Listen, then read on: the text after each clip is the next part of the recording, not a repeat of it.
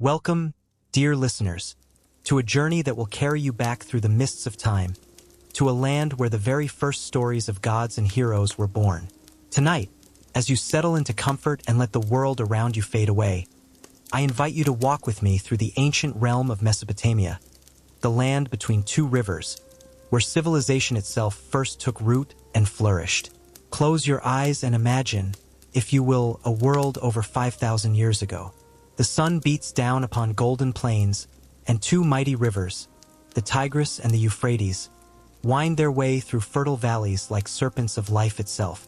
Here, in what we now call Iraq and parts of Syria, Turkey, and Iran, the Sumerians, Akkadians, Babylonians, and Assyrians built cities that touched the sky, developed writing that would preserve their thoughts for millennia, and created stories that would echo through every civilization that followed. These were not simple people telling simple tales around campfires. These were sophisticated cultures with complex theologies, epic poetry that rivals anything written since, and a profound understanding of the human condition that still resonates today. Their myths were not mere entertainment but sacred texts that explained the fundamental questions of existence. Why are we here? What is our purpose? What happens when we die? How was the world created? What do the gods want from us? Tonight, we will explore all of these questions and more. We will witness the creation of the universe from primordial waters.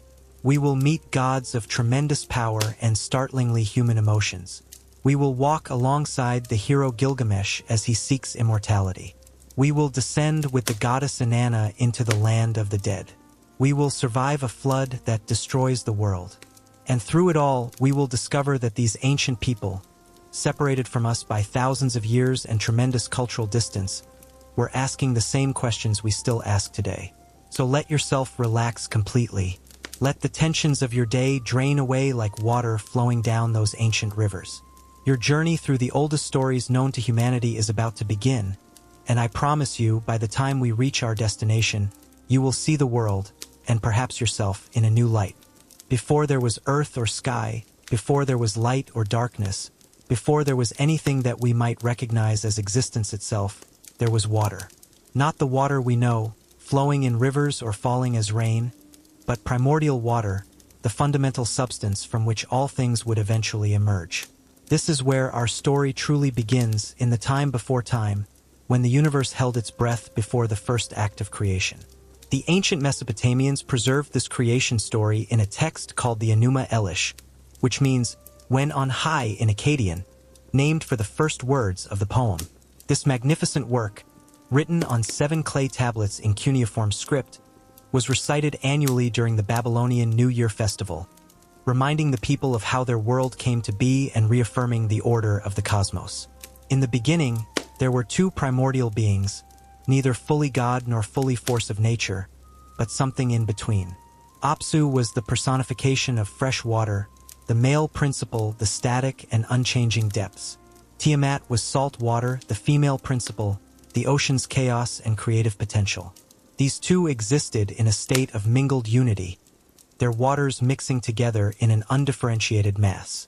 There was no separation, no distinction, no individual identity, just the potential for everything coiled within nothing.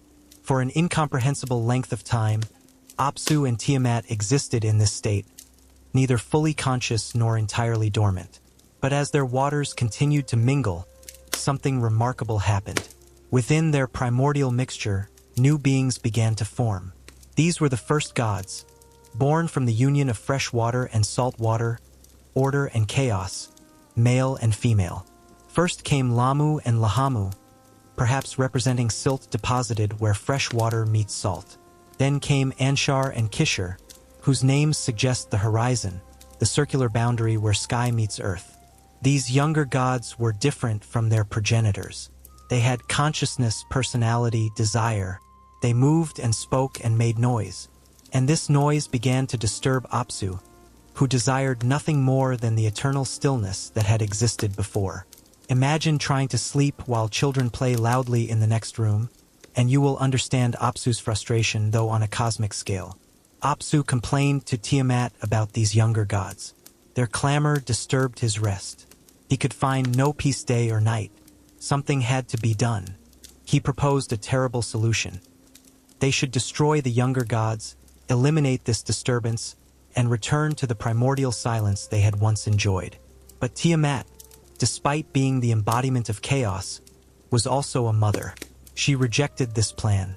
How could they destroy what they had created? How could they eliminate their own offspring? But Apsu would not be dissuaded. Along with his vizier Mummu, who represented the mist, Apsu began to plot the destruction of the younger gods. However, the gods learned of this conspiracy. You must understand that these were not foolish or powerless deities. Among them was Ea, also called Enki, who would become known as the god of wisdom, magic, and fresh water. Ea was the cleverest of all the gods, capable of perceiving things others could not see and devising solutions others could not imagine. Ea crafted a magical spell of tremendous power. He recited incantations over the primordial waters, and through his magic, he cast Apsu into a deep, death-like sleep. While Apsu slumbered, unconscious and helpless, Ea killed him. The personification of fresh water was destroyed by the god who would become the Lord of fresh water. It was a symbolic passing of power from the primordial to the divine, from the unconscious forces of nature to conscious deity. Ea took Apsu's crown and mantle for himself. He established his dwelling place upon Apsu's remains, creating a home in the depths of fresh water. This dwelling was called the Abzu or Apsu, named for the defeated primordial being. It was here, in this palace of wisdom built upon the body of the slain primordial father, that Ea lived with his wife Damkina. And it was here that the most important god of the Babylonian pantheon would be born. Damkina became pregnant and gave birth to a son unlike any who had come before. This child was Marduk, and from the moment of his birth, it was clear he was extraordinary. The text of the Enuma Elish describes him in terms of wonder and awe. He was taller than the other gods, more powerfully built, more perfectly formed. He had 4 eyes, allowing him to see in all directions simultaneously. He had 4 ears, capable of hearing everything spoken anywhere. When he moved his lips, fire blazed forth. He was perfection personified, the pinnacle of divine evolution, possessing all the powers of his elders but in greater measure. Ea delighted in this remarkable son. He gave Marduk the 4 winds to play with, to command as toys. The young god created storms and whirlwinds, stirring up dust and causing waves. And these disturbances reached Tiamat, still dwelling in the salt water depths, still mourning her consort Apsu. The other primordial gods, those who had sided with Apsu and Tiamat, now came to the grieving mother with complaints. The younger gods, they said, had grown too powerful and too troublesome. First, they had caused the death of Apsu. Now, they disturbed the waters constantly with their activities. Would Tiamat not avenge her consort? Would she not act to restore the peace that had once existed? At first, Tiamat resisted.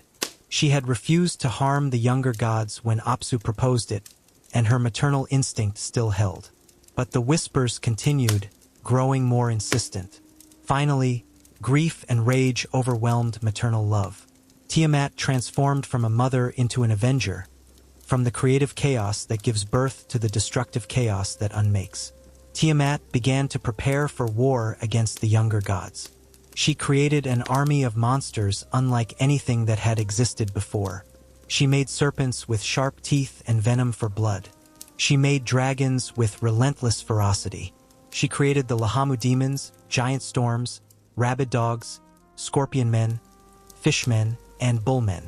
11 types of monsters in all, each more terrifying than the last. She filled them with venom instead of blood and clothed them in terror. And to lead this monstrous army, she elevated one of the primordial gods, Kingu, making him her consort and general. She gave him the Tablet of Destinies, which conferred supreme authority over the gods. When word of Tiamat's preparations reached the younger gods, terror spread through their ranks. Ea, who had defeated Apsu, went to face Tiamat but returned without engaging her. Anu, the sky god and king of the gods, volunteered to face her but also turned back before confronting her. None of the gods seemed capable of standing against the primordial mother and her army of monsters. It was then that Ea remembered his son, the magnificent Marduk. He presented the young god before the assembly of deities and suggested that Marduk might be their champion. Marduk agreed to face Tiamat, but he set a condition. If he defeated her and saved the gods from destruction, he must be made supreme king of all the gods, with authority that none could challenge. After brief deliberation, the gods agreed. They were desperate, after all, and Marduk seemed to be their only hope. The gods held a great feast to celebrate their champion. They drank beer until they were drunk, grew carefree and light-hearted in their intoxication, and formally declared Marduk king of the gods. They gave him a throne, weapons, and the symbols of kingship. They tested his new power by having him make a constellation appear and disappear by his word alone, which he did easily. Satisfied with his might, they sent him forth to battle. Marduk armed himself with extraordinary weapons. He carried a bow and a quiver of arrows. He held a mace in his hand. He created lightning and set it before him. He made a net to encircle Tiamat, and he enlisted the 4 winds that his father had given him: the south wind, the north wind, the east wind, and the west wind. He created 7 new winds: the whirlwind, the hurricane, and 5 others of tremendous power. He mounted his storm chariot, drawn by 4 creatures of terror, and set forth to meet Tiamat. When Marduk confronted Tiamat, he challenged her to single combat. He accused her of unjustly hating the gods who had been born from her, of elevating Kingu to a position he did not deserve, and of preparing evil against the gods who should have been her children. Tiamat responded with fury, and the battle began. They came together in single combat, the young god of order against the primordial mother of chaos. Tiamat opened her mouth to swallow Marduk, but he drove the winds into her jaws, filling her body until she could not close her mouth. Then Marduk fired an arrow that pierced her heart, killing the mother of all. It was a moment of cosmic significance. The victory of ordered creation over primordial chaos, of the younger generation over the older, of consciousness over unconscious force. With Tiamat defeated, her army scattered and fled, but Marduk captured them all in his net. He bound them and imprisoned them. He took the tablet of destinies from Kingu and claimed it for himself, sealing his authority as king of the gods. But Marduk was not finished.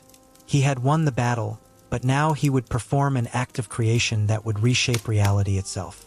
Marduk returned to Tiamat's corpse and split her body in half like a shellfish. He raised one half to form the sky, setting guards to ensure that her waters would not escape. He used the other half to form the earth. From her eyes, he made the Tigris and Euphrates rivers flow. From her tail, he made the Milky Way. From her ribs, he formed the mountains. From her spittle, he made the clouds and rain. The universe, as the Mesopotamians knew it, was formed from the body of the defeated chaos monster. It was a powerful metaphor.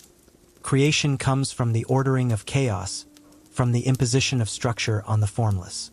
The world we inhabit is quite literally the body of Tiamat, transformed and repurposed by Marduk's creative power. But Marduk was not yet done with his creative work.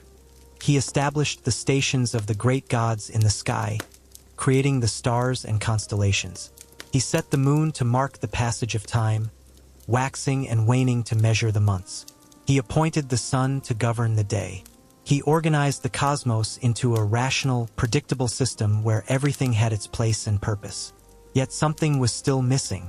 The gods themselves were beginning to complain about the work required to maintain this newly ordered cosmos. They needed servants, beings who would perform the labor of feeding the gods through sacrifice, maintaining the temples, and keeping the rituals that sustained the cosmic order. Humanity was needed, but humanity did not yet exist. Marduk called an assembly of the gods to address this problem. He asked which of Tiamat's army had been the instigator of the rebellion, who had stirred Tiamat to make war. The gods identified Kingu as the responsible party. Kingu was brought forth, judged guilty, and executed. From his blood, Ea created humanity. This is a crucial point in understanding how the Mesopotamians viewed human existence. We were created from the blood of a defeated rebel god, fashioned specifically to serve the gods by maintaining their temples and providing them with offerings. Our purpose was service, our origin was divine but tainted, and our nature combined something of the godly with something of rebellion. It was a complex view of humanity that acknowledged both our potential nobility and our inherent flaws. The grateful gods built Babylon as Marduk's earthly dwelling place, constructing the great ziggurat called a Sagila, the temple whose top reached toward the heavens. They declared Marduk's 50 names, each representing one of his attributes and powers, cementing his position as supreme king of the gods. The Enuma Elish ends with this celebration, with cosmic order established, with the gods in their proper places, with humanity created to serve them, and with Marduk enthroned as Lord of all. This creation story was not merely ancient mythology to the Mesopotamians. It was recited annually during the New Year festival, a ritual reenactment that renewed the cosmos for another year. By retelling the story of how Marduk brought order from chaos, the Babylonians participated in that creative act, helping to maintain the structure of reality itself. It was a reminder that chaos always threatens at the edges of existence, and that order must be constantly renewed and defended. Now that we understand how the world came to be, let us meet the gods themselves in greater detail. The Mesopotamian pantheon was vast and complex, with hundreds of deities filling every conceivable role in both cosmos and daily life. These were not distant, abstract entities but personalities with distinct characters, desires, flaws, and virtues. They loved and hated, formed alliances and rivalries, made wise decisions and foolish mistakes. In many ways, they were like humans magnified to cosmic proportions, which made them relatable even as they inspired awe. At the very top of the pantheon stood Anu, whose name simply means heaven. Anu was the sky itself, the distant, unreachable dome above the earth. He was the father of the gods in the earliest Sumerian traditions, the ultimate authority, the one who possessed the Tablet of Destinies before it was taken by Kingu and then claimed by Marduk. Anu dwelled in the highest heaven, far removed from earthly concerns, surrounded by stars that served as his soldiers. Anu was remote and rarely intervened directly in either divine or human affairs. His remoteness made him both revered and somewhat less popular than more active deities. When humans needed help, they typically appealed to gods who seemed more accessible and engaged. But Anu's blessing was still the highest honor, and his authority was never truly challenged even after Marduk rose to prominence. Different cities and periods emphasized different gods, but Anu remained the nominal head of the pantheon throughout Mesopotamian history. Enlil, whose name means Lord Wind or Lord Storm, was perhaps the most powerful god in practical terms, especially in Sumerian tradition. While Anu might be the father and king, Enlil was the executive, the god who actually made things happen. He commanded the winds and storms, controlled the tablets of destiny for much of Mesopotamian history, and could decree the fates of both gods and humans. Enlil's city was Nippur, considered the religious center of Sumer. His temple, the Eker, was among the most important in all Mesopotamia. To control Nippur was to claim religious authority over the entire land, which is why conquering kings always emphasized their devotion to Enlil and their restoration of his temple. Enlil's character was complex and sometimes frightening. He was the god who sent the Great Flood to destroy humanity because their noise disturbed his sleep. He was capable of terrible anger and devastating punishments. Yet he was also the source of kingship, the god who legitimized rulers and maintained the social order. He gave the tools of civilization to humanity, granted the MES, the divine decrees that governed all aspects of culture and technology. Without Enlil's blessing, no king could truly rule, no city could truly prosper. Also known by his Sumerian name Enki, was the third of the great gods and in many ways the most interesting. Was the god of fresh water, of wisdom, of magic, and of crafts. He was clever, compassionate, and often acted as humanity's patron and protector. While Enlil might decree humanity's destruction, Ea would devise a way to save at least some people, as we will see in the flood story. Ea's wisdom was legendary among gods and humans alike. He knew secret incantations and magical formulas. He understood the hidden workings of reality. He could solve problems that baffled others. His temple was the Abzu, built upon the remains of the primordial Apsu he had defeated, deep in the fresh water beneath the earth. From this temple, he controlled the springs and rivers that made life possible in Mesopotamia. But Ea was not merely wise. He was also a trickster figure who enjoyed outwitting others through cleverness rather than force. He crafted elaborate schemes, told creative lies when necessary, and found loopholes in divine decrees. This made him beloved by humans, who saw in him a god who understood their struggles and used intelligence rather than sheer power to overcome obstacles. Inanna, known as Ishtar in Akkadian tradition, was the most prominent goddess in the Mesopotamian pantheon. She was the goddess of love, beauty, sexuality, fertility, and warfare. This combination of domains might seem strange to modern minds, but it made perfect sense to the Mesopotamians. Both love and war involve passion, aggression, and the breaking of boundaries. Both can be creative and destructive. Both transform those who engage in them. Inanna was fierce, independent, and powerful. She refused to be constrained by expectations of how a goddess should behave. She took lovers when she desired them and discarded them when she was finished. She went to war with the same passion she brought to romance. She famously descended to the underworld and returned, the only deity to accomplish such a feat, as we will explore in detail later. Her primary cult centers were Uruk and Akkad, though she was worshipped throughout Mesopotamia. Her symbol was the eight-pointed star, still associated with Venus, the planet that was identified with her.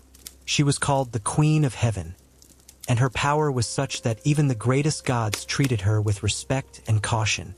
Inanna had a complex relationship with the concept of the Mes, the divine decrees or attributes that governed all aspects of civilization. In one famous myth, she visited her father Enki in his temple and got him drunk on beer. In his intoxicated state, he gave her more than 100 Mes, including such things as kingship, priesthood, sexual intercourse, music, art, writing, and many other aspects of civilized life. When Enki sobered up and realized what he had done, he tried to get the Mes back, but Inanna had already escaped with them to her city of Uruk. This story explained why Uruk was such an important cultural center and portrayed Inanna as the goddess who brought civilization's greatest gifts to humanity. Utu, called Shamash in Akkadian, was the sun god and the god of justice. Each morning, he emerged from the doors in the east, traveled across the sky in his chariot, and entered the doors in the west at sunset. At night, he traveled through the underworld, bringing light to the dead, before emerging again in the east at dawn. Because his light reached everywhere, he saw all actions, both good and evil. This made him the perfect deity to oversee justice and truth. Shamash was the judge of both gods and humans. He hated injustice and protected the weak from the powerful.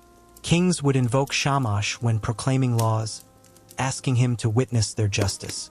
The famous Code of Hammurabi shows the king receiving the laws from Shamash himself, lending divine authority to the legal code. Shamash had a twin sister, Nanna, called Sin in Akkadian, who was the moon god. Yes, in Mesopotamian tradition, the moon was male and the sun had a sister. Sin was one of the oldest gods in the pantheon, worshipped long before many others rose to prominence. His city was Ur, and his temple there was among the most magnificent in Sumer. The moon's phases measured time, making Sin a god of calendars and the ordering of time itself. Nergal was the god of the underworld, or one of them, for the Mesopotamian underworld had multiple rulers. Nergal was originally a god of plague, war, and the destructive power of the sun at noon. He became lord of the underworld through his marriage to Ereshkigal, the queen of the dead.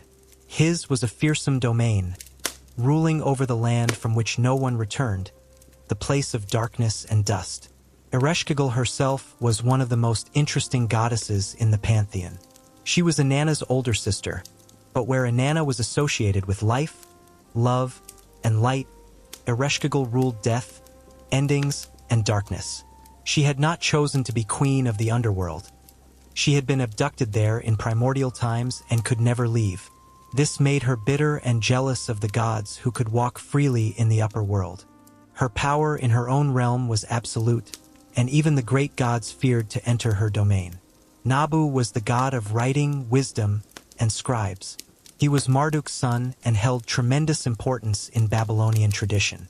Scribes would invoke Nabu before beginning their work, asking for clarity of thought and skill of hand. His symbol was the stylus used to press cuneiform script into clay tablets. In a civilization where literacy was the key to power and knowledge, Nabu held a crucial position. Tammuz, called Dumuzi in Sumerian, was the god of shepherds and vegetation. He was Inanna's husband, though their relationship was troubled and ultimately tragic. Tammuz died and descended to the underworld, causing all vegetation to die. His annual death and resurrection were linked to the agricultural cycle, with his descent explaining the dry season when nothing grows and his return bringing the renewal of spring. Women would perform ritual laments for Tammuz, mourning his death as a way of participating in the cosmic cycle of death and rebirth. Nisaba was the goddess of grain, writing, and accounting. She was the sister of Nabu and held similar importance in Sumerian tradition. Before Nabu rose to prominence, Nisaba was the primary deity of scribes. She represented the connection between agriculture, grain, and civilization, writing, both of which were essential to Mesopotamian culture. There were many others: Ninurta the warrior god, Ninhursag the mother goddess, Adad the storm god, Ishkur the god of rain, Ereshkigal the queen of death, and dozens more. Each city had its patron deity. Each profession, each aspect of life, each natural phenomenon had its presiding god or goddess. The Mesopotamian universe was crowded with divine beings, creating a complex hierarchy that mirrored the complex social hierarchies of Mesopotamian civilization. The gods were not omnipotent or omniscient in the way later monotheistic traditions would understand divinity. They had power over their domains but could be tricked, defeated, or outmaneuvered. They needed food provided by human sacrifice and offerings. They could be killed, as Apsu and Tiamat and Kingu demonstrated. They formed relationships, had children, made mistakes, and suffered consequences. This made them relatable. The Mesopotamians did not see an unbridgeable gap between divine and human nature. The gods were what humans might become if magnified to cosmic proportions, and humans were diminished reflections of divine nature, created from the blood of a god even if that god was a rebel. This connection meant that humans could have real relationships with the gods, could negotiate with them, could sometimes even change their minds. Prayer and sacrifice were not mere worship but transactions, exchanges of service and devotion for protection and blessing. The temple was not just a sacred space but the gods' literal house, where they dwelled and from which they governed. The priests were not just religious officials but the gods' household staff, responsible for feeding them, clothing them, entertaining them, and managing their estates. This complex theological system created a worldview in which the divine was everywhere present and constantly active.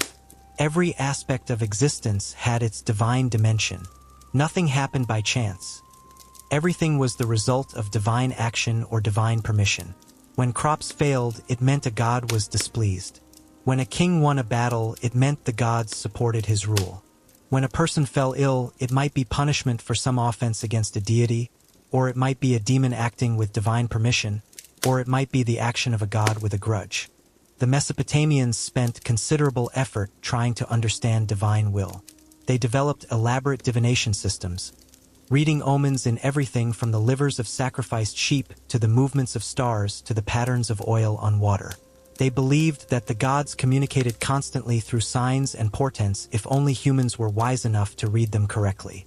This was not a comforting worldview in many ways. The gods were powerful and their favor was essential, but they were also unpredictable, sometimes petty, capable of terrifying anger over seemingly minor offenses. A human might live a good life and still suffer if they inadvertently offended a deity or if they were simply caught up in conflicts between gods. There was an element of randomness and danger that could never be entirely eliminated. Yet there was also beauty in this vision of reality. The universe was alive with personality and purpose. Nothing was merely mechanical or meaningless. Behind every phenomenon was a will, a consciousness, a being that could potentially be understood and perhaps persuaded. The world was full of wonder and terror, but it was never empty or void of meaning. Among all the stories told in ancient Mesopotamia, one stands above the rest in terms of literary achievement, philosophical depth, and lasting influence. This is the Epic of Gilgamesh, the story of a king who was two-thirds god and one-third human, who was both the greatest of heroes and ultimately a failure in his quest. It is a story about friendship, about the inevitability of death, about what it means to be human, and about finding meaning in a life that must end. The epic has come down to us primarily in a version written in Akkadian, preserved on 12 clay tablets found in the library of Ashurbanipal in Nineveh. But the stories of Gilgamesh are much older, with Sumerian poems about him dating back to the early 2nd millennium before the Common Era. Gilgamesh was a real king of Uruk who ruled sometime around 2700 years before the Common Era, but over the centuries, his legend grew until he became the greatest hero of Mesopotamian literature. Our story begins in the city of Uruk, the greatest city in the world, surrounded by walls that stretched for miles, walls that Gilgamesh himself had built. Gilgamesh was king of Uruk, and he was magnificent. He was taller and stronger than any mortal man, beautiful beyond description, wise beyond his years. He was two-thirds divine, born of the goddess Ninsun and the mortal king Lugalbanda, though how one becomes two-thirds anything is a question the epic never quite answers. But Gilgamesh was not a good king, at least not at the beginning of our story. His tremendous power and energy found no proper outlet, and he oppressed his people. He demanded the right to sleep with every bride on her wedding night before her husband. He conscripted the young men for his building projects and military adventures without rest or respite. The people of Uruk cried out to the gods for relief from their magnificent but tyrannical king. The gods heard these prayers, and they decided to create a companion for Gilgamesh, someone who could match his strength and channel his energies away from oppressing his people. They commissioned Aruru, the mother goddess, to create this being. She took clay and fashioned from it a man who was Gilgamesh's equal in strength and courage but his opposite in every other way. This man was named Enkidu, and he was more beast than human when he was first created. He lived in the wilderness with the wild animals. His body was covered with hair like an animal's pelt. He ate grass with the gazelles, drank at watering holes with the herds, and knew nothing of human civilization. He was humanity in its most primitive state, before culture, before cities, before the knowledge of good and evil. A hunter discovered Enkidu and was terrified by this wild man who freed animals from his traps and filled in his pits. The hunter went to Gilgamesh and reported this strange creature. Gilgamesh had a plan to civilize Enkidu. He sent a temple prostitute named Shamhat into the wilderness to seduce Enkidu and bring him into the human world. Shamhat found Enkidu at a watering hole and revealed herself to him.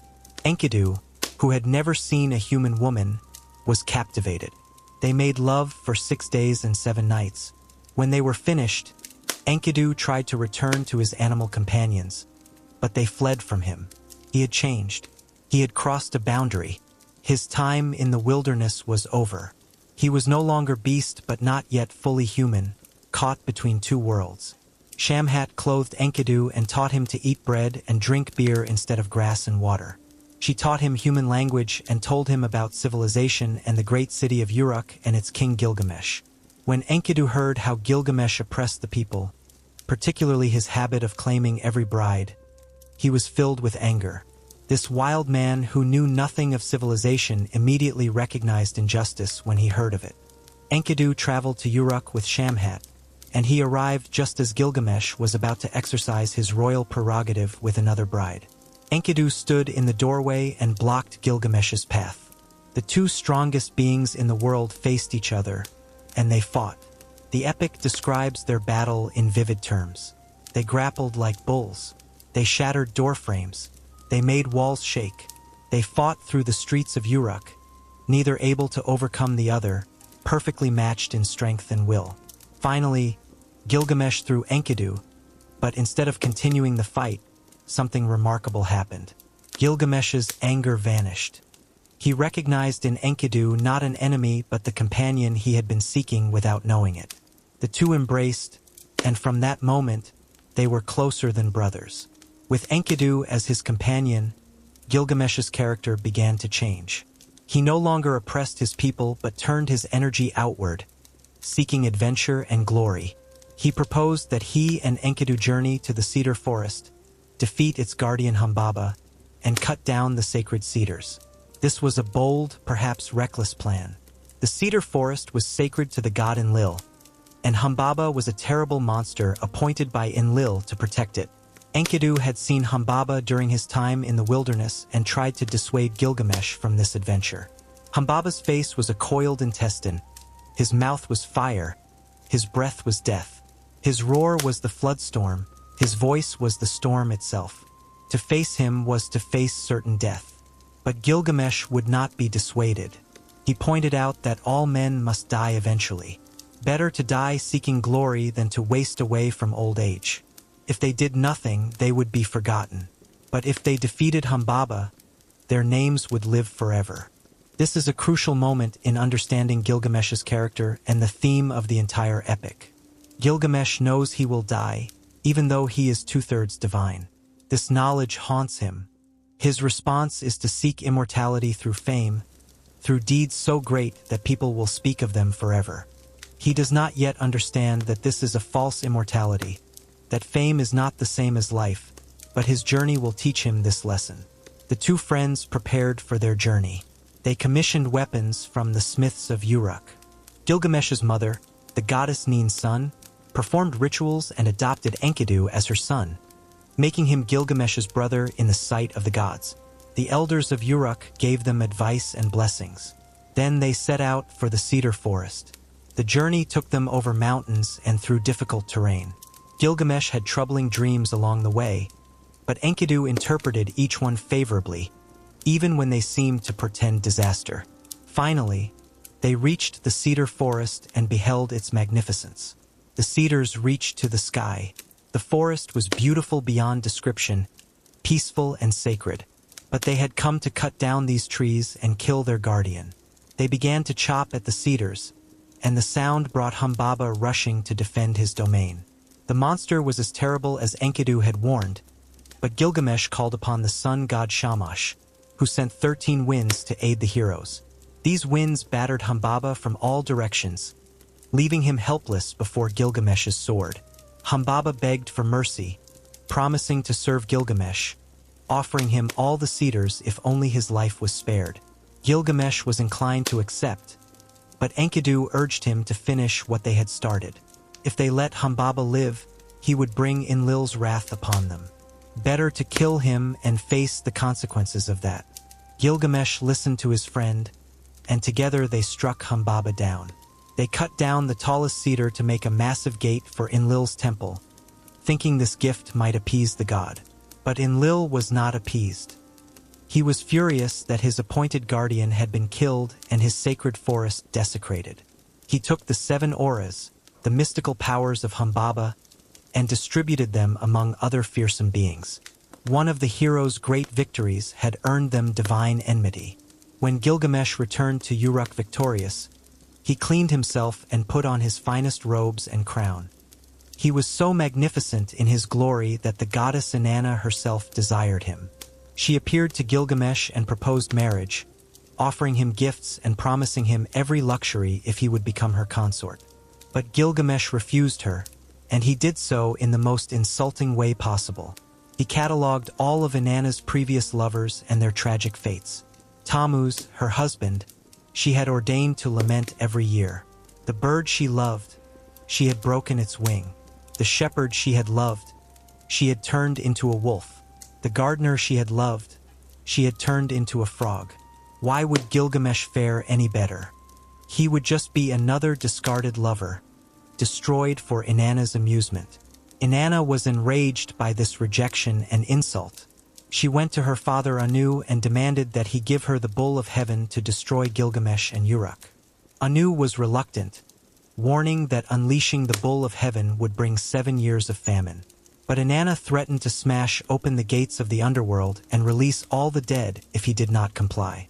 Faced with this threat, Anu gave her the bull of heaven. The bull descended to earth and brought devastation. With its first snort, it opened a pit that swallowed 100 young men of Uruk. With its second snort, it opened another pit that swallowed 200 more.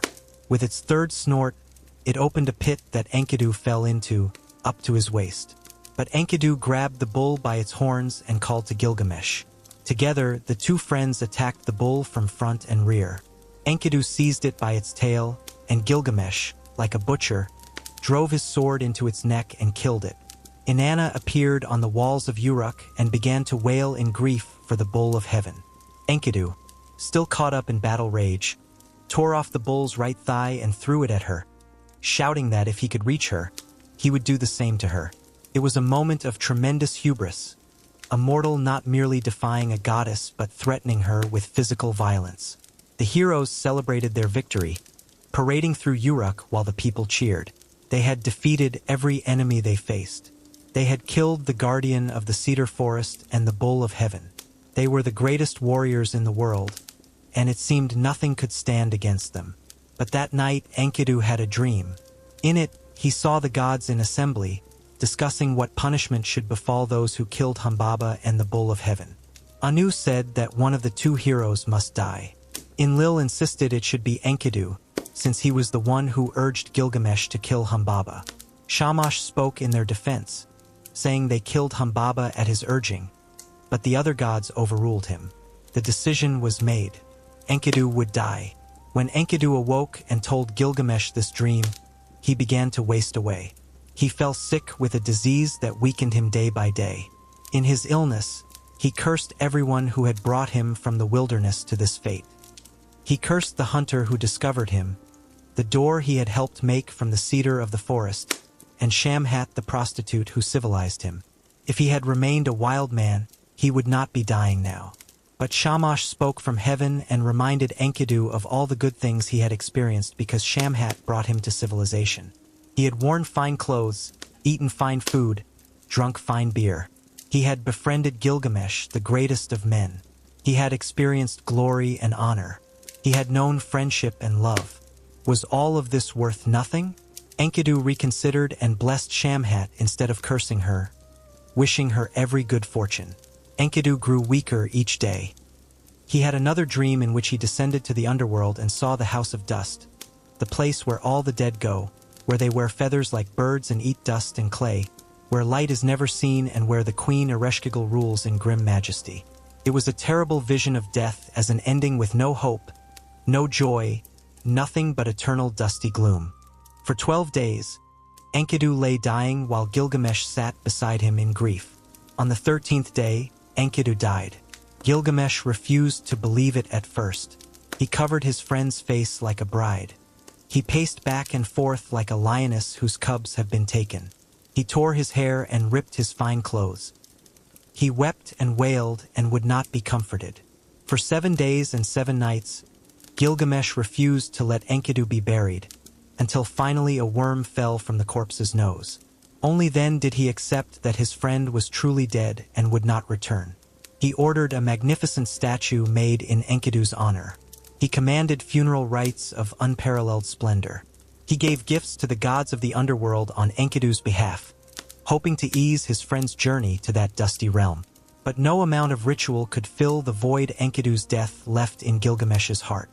More than grief, he felt terror. If Enkidu could die, then Gilgamesh could die. The inevitable end he had known intellectually became real and immediate and unbearable. He looked at his friend's body and saw his own future. All his strength, all his glory, all his achievements meant nothing in the face of death. He would become dust like Enkidu, forgotten or at best remembered as a name with no life. Gilgamesh decided he would not accept this fate. He would find a way to escape death. He had heard legends of Utnapishtim, the only mortal man who had gained eternal life. Utnapishtim had survived the Great Flood and been granted immortality by the gods. If Gilgamesh could find Utnapishtim and learn his secret, perhaps he too could escape the common fate of humanity. And so Gilgamesh set out on a new quest, more desperate and important than any before. He would cross the world, overcome every obstacle, endure any hardship, face any danger, if only he could find the secret of eternal life. His journey took him into the wilderness. He walked through mountain passes and encountered lions, which he killed. He came to Mount Mashu, where the sun rises, guarded by scorpion people, beings who were half human and half scorpion. Their gaze was death, but they allowed Gilgamesh to pass when he explained his quest. He entered the path of the sun, walking in absolute darkness for 12 leagues, a journey no mortal had ever made. Finally, he emerged into the garden of the gods, where trees bore jewels as fruit, where everything was made of precious stones. There he met Shamash the sun god, who asked him where he was going. When Gilgamesh explained his quest for immortality, Shamash told him gently that he would not find what he sought. The life humans seek does not exist. When the gods created humanity, they appointed death for them and kept life in their own hands. But Gilgamesh would not be turned aside. He continued until he came to the tavern of Siduri, the alewife who lived at the edge of the world. She was frightened by his appearance, for he was gaunt from his journey, dressed in animal skins, covered in dust. He looked like a wild man, desperate and dangerous. She barred her door against him. Gilgamesh told her who he was and what he sought. Siduri, like Shamash, told him that what he sought was impossible. The gods had not made humanity for eternal life. Death was certain. Instead of seeking what could not be found, he should enjoy his life. He should eat good food, wear clean clothes, play with children, take pleasure in his wife, and appreciate each day as a gift. It was wise advice, but Gilgamesh could not hear it. His fear of death had consumed him. He insisted that Siduri tell him how to find Utnapishtim. Reluctantly, she directed him to Urshanabi, Utnapishtim's boatman, the only one who could cross the waters of death that separated the land of the living from the place where Utnapishtim dwelled. Gilgamesh found Urshanabi and, in his agitation, destroyed the sacred stone things that allowed safe passage over the waters of death. Urshanabi was understandably upset but agreed to take Gilgamesh across if he could fashion 300 punting poles. The journey required that each pole be used only once, then discarded, to avoid even brief contact with the waters of death. Finally, after incredible hardship, Gilgamesh reached the far shore and beheld Utnapishtim. But Utnapishtim was not what Gilgamesh expected. He was not magnificent or godlike but ordinary, looking no different from any other human. Gilgamesh questioned him. "How did you find the secret of eternal life? What must I do?" Utnapishtim told Gilgamesh his story, which we will hear in more detail when we discuss the flood myth. The gods had decided to destroy humanity with a flood, but the god Ea warned Utnapishtim to build a boat and save his family and representatives of all living things. After the flood, the gods granted Utnapishtim and his wife eternal life as an apology for the disaster they had caused. But this was a unique, one-time event. It was not a path that others could follow. Nevertheless, Utnapishtim decided to test Gilgamesh. If he truly wished to escape death, he must first escape death's cousin, sleep. Utnapishtim challenged Gilgamesh to stay awake for 6 days and 7 nights. If he could conquer sleep, perhaps he could conquer death. Gilgamesh agreed to the challenge, confident in his strength. But the moment he sat down, sleep fell upon him like a mist. He slept for 6 days and 7 nights while Utnapishtim's wife baked a loaf of bread each day and placed it beside him as proof of how long he slept. When Utnapishtim finally woke him, Gilgamesh insisted he had only dozed for a moment. Utnapishtim showed him the 7 loaves of bread, in varying stages of moldiness, proving that days had passed. Gilgamesh was devastated. If he could not even stay awake, how could he escape death? He had failed. Utnapishtim's wife felt pity for Gilgamesh. She asked her husband to send him home with something for his long journey. Utnapishtim revealed a secret to Gilgamesh. There was a plant that grew at the bottom of the ocean, a plant that could restore youth. It would not grant immortality, but it would allow someone to become young again. Gilgamesh tied stones to his feet and sank to the bottom of the ocean. There he found the plant, which had thorns that cut his hands. He returned to the surface with his prize, triumphant.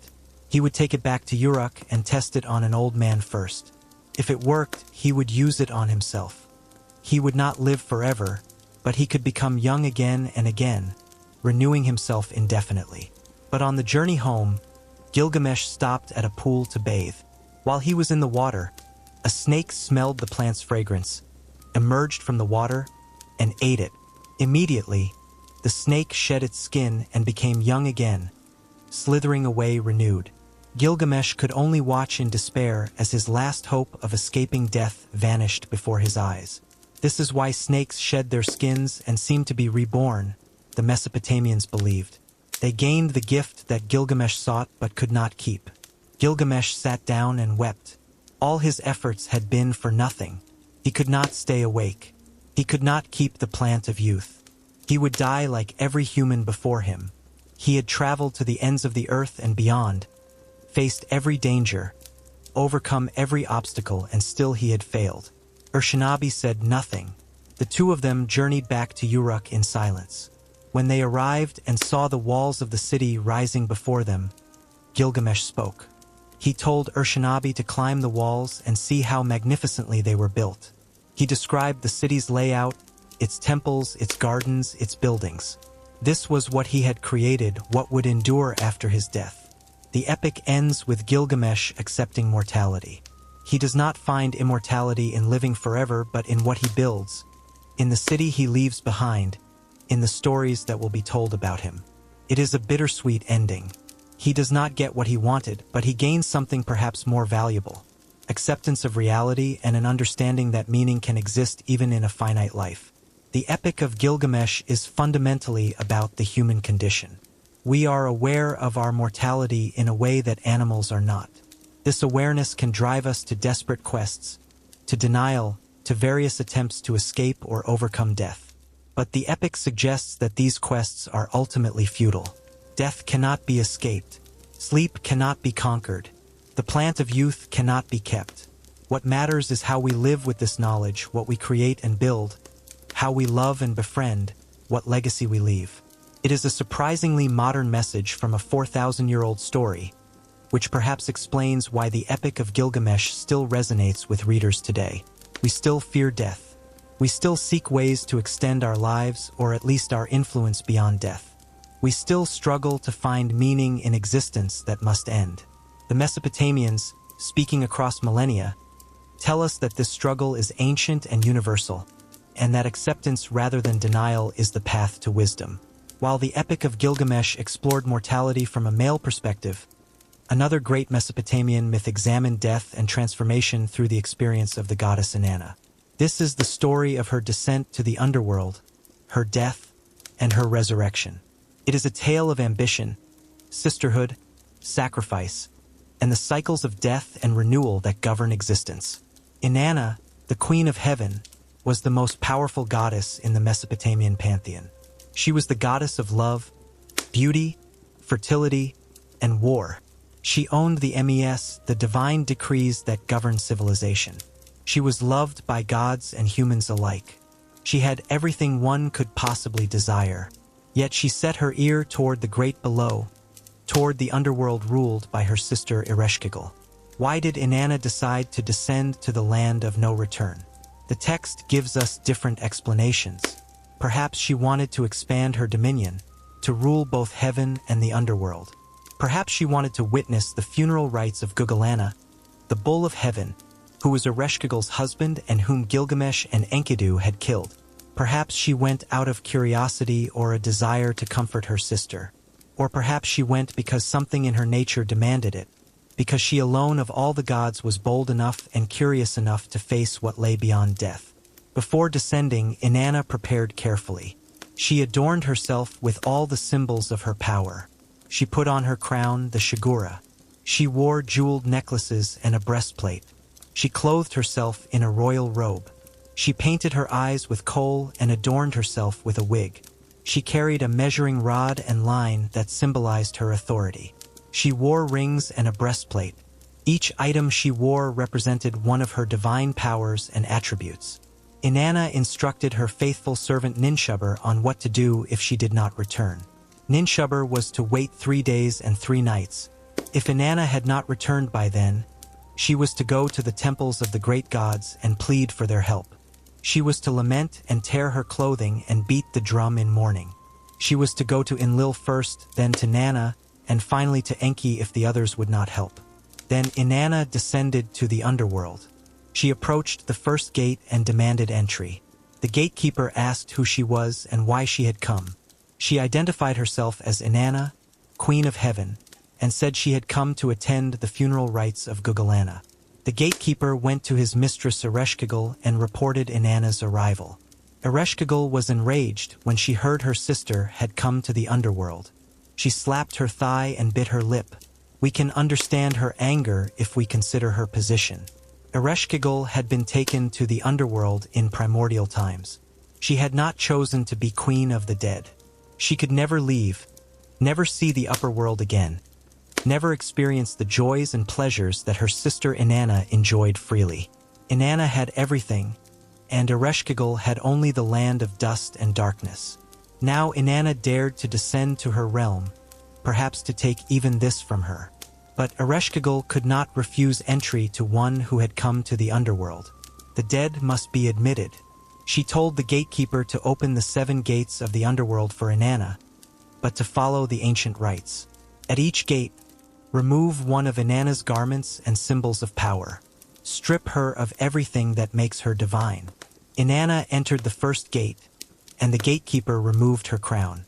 She asked why, and he replied that these were the ways of the underworld, which must not be questioned. At the second gate, her measuring rod and line were taken. At the third gate, her necklace. At the fourth gate, her breastplate. At the fifth gate, her golden ring. At the sixth gate, her breastplate and jewels. At the seventh gate, her royal robe.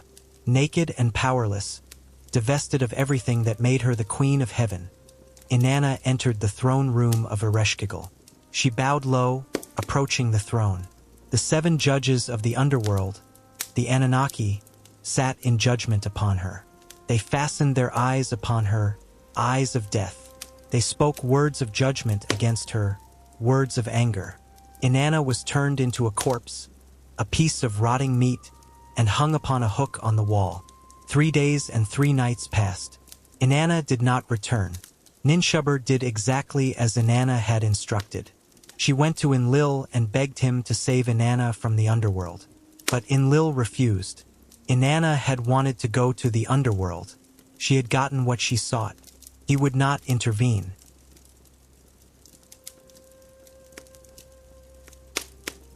Ninshubur went to Nanna, Inanna's father. He also refused to help. His daughter had overreached, had tried to expand her power beyond what was proper. Let her suffer the consequences. Finally, Ninshubur went to Enki, the god of wisdom. Enki was troubled by the news of Inanna's death. He understood that if Inanna remained in the underworld, the upper world would suffer. Without the goddess of love and fertility, nothing would grow, no animals would reproduce, no humans would conceive children. The world needed Inanna. Enki devised a clever plan. From the dirt under his fingernails, he created 2 beings, the Korgara and the Galadar. These were neither male nor female but something else, creatures who existed between categories and thus were not subject to the normal rules. He gave them the food of life and the water of life, and he instructed them on what to do. The Korgara and Galadar descended to the underworld and found Ereshkigal in distress. She was in labor, suffering the pains of childbirth with no one to comfort her. She groaned and cried out, but the other gods and the dead paid her no attention. In the underworld, suffering was so common it went unremarked. But the Korgara and Galadar did what no one else in the underworld had ever done. They listened to Ereshkigal's pain. When she groaned, "Oh, my inside," they groaned with her, "Oh, you're inside." When she cried, "Oh, my outside," they echoed, "Oh, you're outside." They witnessed her suffering and acknowledged it, showing her the empathy that she, as queen of the dead, had never received. Ereshkigal was so grateful for this compassion that she offered them anything they wanted. They asked for the corpse hanging on the hook. Ereshkigal gave it to them. The Korgara sprinkled the food of life on Inanna's corpse. The Galadar sprinkled the water of life. Inanna arose, restored to life. But escape from the underworld was not so simple. The ancient laws required that anyone who left the land of the dead must provide a substitute. Demons, the Gala, accompanied Inanna as she ascended, ready to drag back to the underworld whoever she designated to take her place. Inanna emerged from the underworld resurrected but changed. She was darker, fiercer, more terrible. The demons surrounded her, ready to execute her will. They came first to Ninshubur, still waiting faithfully where Inanna had left her. The demons said they would take Ninshubur to the underworld in Inanna's place, but Inanna refused. Ninshubur had been faithful. She had done everything asked of her. She would not be sacrificed. They traveled to Umma, where the god Shera sat in the dust, dressed in dirty rags, mourning for Inanna. The demons wanted to take him, but Inanna refused. He had honored her in her absence. He would be spared. They came to Bet-Tibera, where the god Lulul also sat in mourning. Again, the demons wanted to take him. Again, Inanna refused. Finally, they came to Uruk, to Inanna's own city. There they found Dumuzi, Inanna's husband, sitting on his magnificent throne, dressed in his finest robes, surrounded by servant girls, enjoying music and entertainment. He showed no sign of mourning. He had not even noticed his wife's absence. While she had been dead in the underworld, he had been celebrating. Inanna looked at Dumuzi with the eye of death, the same eye that the judges of the underworld had turned upon her. She spoke the word of judgment. The demons seized Dumuzi to drag him to the underworld in her place. Dumuzi fled, calling upon the sun god Utu for help. He was transformed into various animals in his attempts to escape, but the demons always found him. Finally, his sister Jeshtanana offered to take his place. She loved her brother and was willing to die for him. The story ends with a compromise. Dumuzi would spend half the year in the underworld, and Jeshtanana would spend the other half there, each taking turns so that neither had to endure the land of the dead forever. When Dumuzi was in the underworld, it was the dry season when nothing grew and the heat was oppressive. When he returned to the upper world, bringing the spring with him, vegetation flourished and the world was renewed. The myth of Inanna's descent operates on multiple levels. It is a nature myth, explaining the changing seasons and the agricultural cycle of death and renewal. It is a story about the relationship between sisters, between light and darkness, between the world of the living and the world of the dead. It is about the stripping away of identity and power, about being reduced to nothing, and about what resurrection means after you have truly died. Inanna descends in glory and returns transformed. She has experienced what no other god except she has experienced: death and resurrection. She has been to the place from which there is no return, and she has returned. But resurrection does not mean restoration to exactly what was before. Inanna comes back darker, harder, willing to condemn even her husband to death. The journey through the underworld has changed her fundamentally. The story also explores themes of sacrifice and substitution. Life requires death. The world of the living is sustained by the world of the dead. Someone must always be in the underworld. When Inanna returns, someone else must descend. The cycle continues endlessly, each part necessary for the whole to function. There is also the remarkable moment of empathy between Ereshkigal and the Korgara and Galador. What breaks Ereshkigal's hold over Inanna is not power or magic but compassion. Someone finally acknowledged the queen of the dead's suffering, witnessed her pain, and showed her kindness. It is one of the most moving moments in all of Mesopotamian mythology, suggesting that empathy can overcome even the power of death. The myth has been interpreted in countless ways over the millennia. Some see it as a journey of spiritual transformation, a death of the ego and rebirth into wisdom. Some see it as a reflection on the feminine divine, the relationship between different aspects of the goddess. Some see it as a seasonal allegory. All of these interpretations have validity because the story is rich enough to support them all. What remains powerful about Inanna's descent is its willingness to confront death directly. Inanna does not try to avoid death or trick it as some heroes in other mythologies do. She descends voluntarily, faces the judges, accepts the death sentence, and becomes a corpse. Only through genuine death can she experience genuine resurrection. Only by being stripped of everything can she understand what she truly is beyond her powers and attributes. The story of a great flood that destroys humanity appears in several versions throughout Mesopotamian mythology, in both Sumerian and Akkadian texts. The most complete versions appear in the Atrahasis epic and in the 11th tablet of the Epic of Gilgamesh. This flood story would later influence the biblical account of Noah's flood and echo through countless cultures around the world. But the Mesopotamian version has its own distinct character and raises profound questions about divine justice, human purpose, and the fragility of civilization. Our story begins not with the flood itself, but with the situation that led the gods to decide humanity must be destroyed. In the beginning, before humans were created, the lesser gods, called the Igigi, performed all the labor necessary to maintain the world. They dug canals, cleared rivers, grew food, and performed all the tasks that kept reality functioning. But this work was hard and endless, and the Igigi gods grew resentful. For 40 years they labored without rest. Finally, they rebelled. They burned their tools, surrounded the house of Enlil, the supreme god, in the middle of the night and demanded change. Enlil was frightened and called an assembly of the great gods. The Igigi explained their grievance. The work was too hard, the distress too great. They could not continue. The gods discussed the problem and came to a solution. They would create humanity to take over the labor. As we learned earlier, the god Kingu, who had led Tiamat's army, was executed and humanity was fashioned from his blood mixed with clay. Humans were created specifically to work, to serve the gods by maintaining their temples and providing them with offerings. At first, this arrangement worked well. Humanity multiplied and spread across the earth. They built cities, grew crops, raised animals, performed the rituals. The gods were pleased. But as humanity increased in numbers, they became noisy. Their cities were loud. Their voices were constant. Their activities never ceased. The noise rose to the heavens and disturbed the gods, particularly Enlil. Enlil was the god of wind and storm, powerful and often wrathful. The clamor of humanity disturbed his sleep. He could find no rest from the constant noise. In his frustration, he decided that humanity must be reduced in numbers. He sent plague upon the earth to kill many humans. The population decreased, and for a time there was quiet.